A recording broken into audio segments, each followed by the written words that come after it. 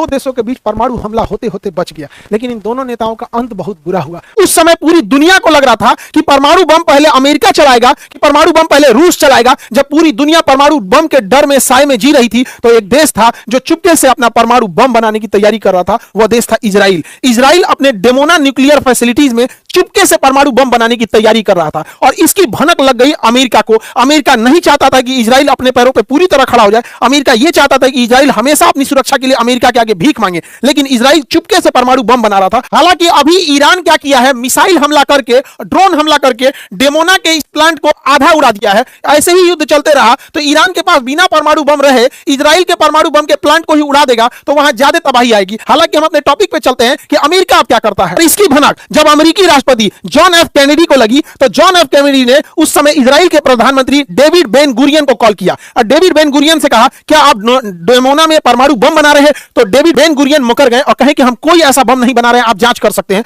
और अमेरिकी कंपनी के जांच में आने से पहले ही डेविड बेन गुरियन ने इस डेमोना न्यूक्लियर प्लांट से सारे प्लूटोनियम और आइसोटोप्स के रिसर्च जो हो रहे थे उसे हटा दिया। अमेरिका को इसकी भनक लग गई कि इजराइल ने उसे धोखा दिया है और अपने सारे एटॉमिक रिसर्च को वहां से हटा दिया है। अमेरिकी राष्ट्रपति जॉन एफ कैनेडी अब इजराइल के ऊपर दबाव बनाने लगे और इतना दबाव बनाया गया, पहली बार अमेरिका ने इजराइल पर इतना दबाव बनाया तो बेन गुरियन ने इसका बहुत ये ईगो पे ले लिया और इजराइलियों ने कहा कि अमेरिका हम तुम्हें भी सबक सिखा देंगे, इसलिए आएंगे आप हमारे परमाणु हथियार का जांच करने, हम आप ही को बताते हैं। तो जॉन एफ कैनेडी का फाइल निपटा दिया। सब फाइल निपटाने के लिए इन लोगों ने क्या किया, मोसाद के एजेंट्स को पहले सीआईए में भर्ती कराया और कहा कि भैया पहले मोसाद का एजेंट सीआईए में जाएगा और सीआईए के थ्रू अमेरिकी राष्ट्रपति जॉन एफ कैनेडी की हत्या का प्लान बन गया और इस तरह से जॉन एफ कैनेडी की हत्या रच दी गई।